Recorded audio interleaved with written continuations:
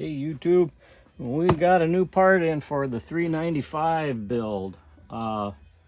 Just arrived. So this is the cylinder assembly.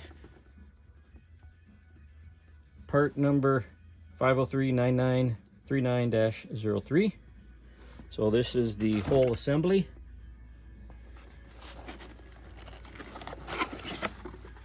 Doesn't include a decomp. Yeah, here we go. So it comes with the cylinder and the piston already in it. In this case, the rings have already been installed on the piston. There's the piston. The needle bearing for the wrist pin. And yeah, the wrist pin is already in the piston. And then here's the decomp plug if you decide to put the decomp plug instead of the actual decomp in the cylinder. And it comes with a couple wrist pin clips. All right, so this is a very well made cylinder. Again, I love OEM parts. I'm willing to invest in those when I'm rebuilding a saw, especially for myself. Notice this has got a fairly small combustion chamber, which I think that helps with horsepower and so forth. This is, I don't know if you can really see it or not, but it's very well made. You know, there's no flashing or anything like that. This is very smooth on the intake and exhaust ports on the inside. The plating is very nice. It is cross hatched. I don't know if you can see that right here. There's a little bit of cross hatching right here. It comes that way to help with lubrication. The two-stroke oil will adhere to the inside better. I may even take a honing stone and hone that a little bit, which will also kind of hone up the edges of the transfers and the ports on the saw. This isn't too bad, but there's usually always some edge there that the rings and or the sides of the piston might come up against and cause additional wear. So I'll probably do just a hair of additional prep on this, but otherwise it's just a beautiful cylinder. Notice the plating. You can see the different sheen or color here on the plating of the saw. This edge, there's probably about a 1/2 millimeter or so of Nicosil plating. Other saws have chrome, which you would not want to hone. Nicosil you can hone, but that's something to, you know, if that gets scored or worn down, if you look at a new cylinder and then compare that to a used one, it'll help you judge if you're replacing a cylinder, whether you know, the cylinder actually needs replacing or not. So there's the cylinder, and let's take a quick look at the piston. It's going to come, in this case, it's got 2 rings on it. It's got some stamping. The important stamp on it is going to be right here. If you notice underneath the dark marking they put on it, there's an arrow that's pointing out towards the exhaust, over the exhaust side of the piston skirt, or the exhaust side piston skirt. On the intake side, you'll notice a couple pins, which are actually not aluminum. I believe they're a different alloy, and so they'll heat up differently than the skirt. So that's one reason, just as FYI, when you're starting your saw, let it warm up a minute or 2 or 3 before you actually get cracking with it at full throttle. But those pins will come up against, there's a beveled portion of the ring here. I'll squeeze it together, and it kind of acts as a stop. So when the ring is compressed inside the cylinder, that ring won't spin around. So you got to make sure, if you take the rings off, when you put them back on, you put them back correctly. Now, if you can also notice here, there's some lateral, left and right, machining marks on this. That's normal, and it's there for a reason, again, to help with lubrication, help that 2-stroke mix adhere to the piston to maximize lubrication. And if you ever have a worn piston that you can reuse, you want to scuff that up a little bit with, you know, some very fine sandpaper, maybe crosshatch pattern, so that you can again assist with lubrication. All right, here's the wrist pin. It's in there. There's no play in it, which you wouldn't expect from something that's brand new, but it does also move in and out easily. If it's too tight, you might actually need to do a little work on it. so that it's not overly tight, especially if you're mixing and matching from a older saw or a different saw. But at any rate, there are some things you might want to consider doing to the piston here that I've learned from other saw builders. The number one thing is you can minimize the weight of this by potentially taking out with a rotary tool some of the stamping or molding ridges. This is really smooth on the inside, so there's no weird flashing there. I don't feel the need to really do a whole lot of lightening of the piston, but what I will do is, usually these corners can cause wear in the cylinder. These edges could withstand a little more beveling, both on the bottoms of the skirts, potentially on the sides here, and then at the bottom of the piston and very top edge of the piston. This is the only part of the piston that seems to have come with a very slight bevel to it. Everything else, although not sharp, with the exception of the corners here, they're still fairly abrupt. And so I'm gonna use a very light diamonds bit or a lightweight stone. Could use a burr, but I think a diamond bit will work fine. I'm just gonna cut that down a little bit, and those corners, make sure everything's nice and smooth. Then the final thing I'm going to do before I'm ready to assemble is I'm going to heat treat this piston. I'm going to heat it up to 450 degrees for a full 4 hours and then douse it in cold water, and that will improve the strength of the aluminum. The aluminum plates will align and overlap and then freeze in place when quenched in the cold water, and it'll make for a much more durable piston that won't wear as bad and won't risk transferring aluminum to the inside of the cylinder if for some reason things should get overly hot. So I don't know how much of that I'm going to show, maybe just a little bit of it, but what I will show is the final smooth edging of the piston before we're ready to continue the build on this saw.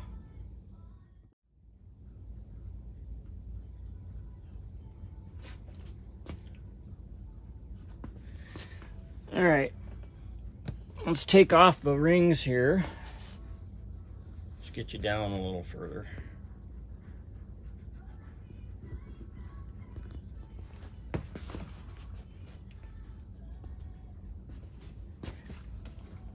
All right, so I suppose there are tools for this, but I've never found that necessary.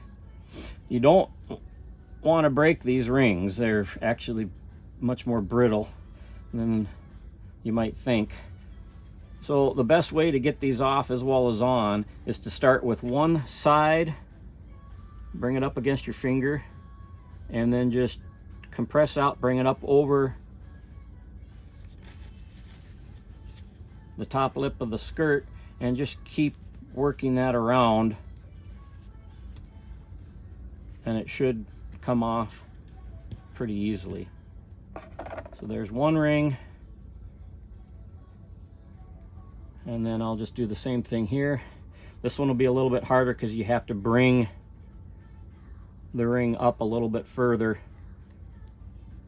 But see how I got that up?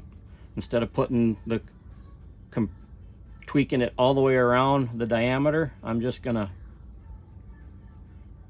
work it out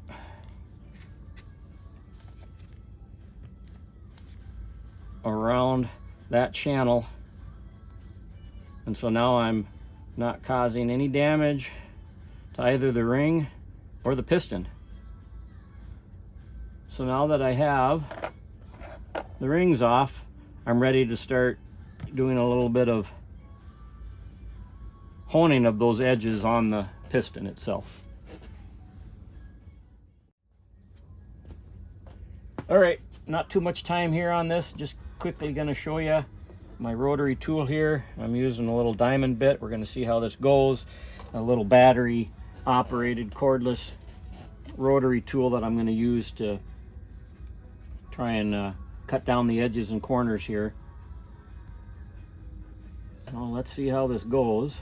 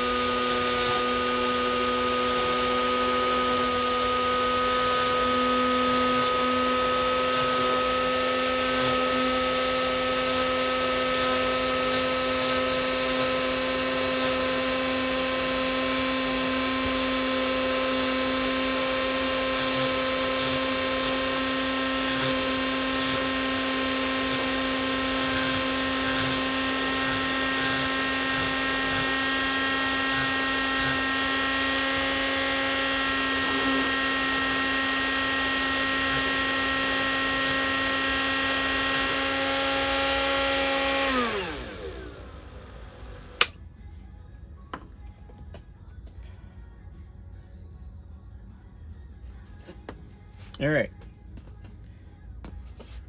so I didn't do much there, and I don't know if you can even tell, but there is a little bit of a more of a beveled edge now on that, and I am going to just take probably 800 grit, maybe 1600 grit sandpaper, just to further smoothen that bevel up, and then it'll be done. So that's all I'm going to do, and then I'll bend over the corners, and then I'll do similar type stuff around the other edges, so you get the idea of how you can smooth things up and minimize some of that wear you'll experience on your cylinder and piston. All right, so we have the piston done all of our, and maybe you can't see, but at any rate, the corners here, they've been rounded, added further to the beveling here, just a little micro bevel. So we added a little bit more to that bevel on the top, not much, didn't go crazy. Added a bevel down here, and boy, the edges and the corners are just super smooth now. Gave it a really good cleaning, make sure there is no grime on there. I'll probably even degrease it one more time just before it's time to oil it up and put it in the actual piston, but it is ready for a heat treat. And so again, 4 hours at 450 degrees, then quenched in cold water. Then I'll let it dry, and we'll install the rings after that. All right, so here's an update on the 395 build. We're still waiting on parts. We're gonna have most of them in today. It's the end of January, but I'm still waiting on the doggone cylinder gasket, but we're at least getting pretty close to probably start putting the crankcase back together. I just wanted to give you an update on the cylinder. You might notice a couple drops of water. I just finished cleaning things up, but you know, I had some issues with the lower edges of the transfers, exhaust and intake ports. Just, you know, were just way too edgy, sharp. They weren't chamfered over real well and smooth. So I just took a small diamond bit and very lightly chamfered over those edges, followed up with a little bit of 220 and 320 sandpaper to make sure everything's nice and smooth. Cleaned everything with brake cleaner, and then followed up with hot soapy water to make sure there wasn't anything snuggled up in the transfers or around the squish band. So basically we're ready now to put this thing together as soon as the cylinder gasket arrives. One thing I did find interesting is that the plating here on this 395 appears to be almost like chrome. It looks different than the Nickel plating that I have seen with other cylinders, particularly the 281, 288 that I have experience with. And so I'm a little concerned that, you know, I did not hone this cylinder because I thought it had chrome in it. Plus it does have a little bit of the micro machining on it from when it was plated, but to help hold oil. But I'm really reluctant to probably ever hone this unless I can find out for sure whether or not this is just a different formulation of Nickel, because Nickel can be honed to basically resurrect a used cylinder that hasn't worn too much, but apparently you don't want to do that on chrome.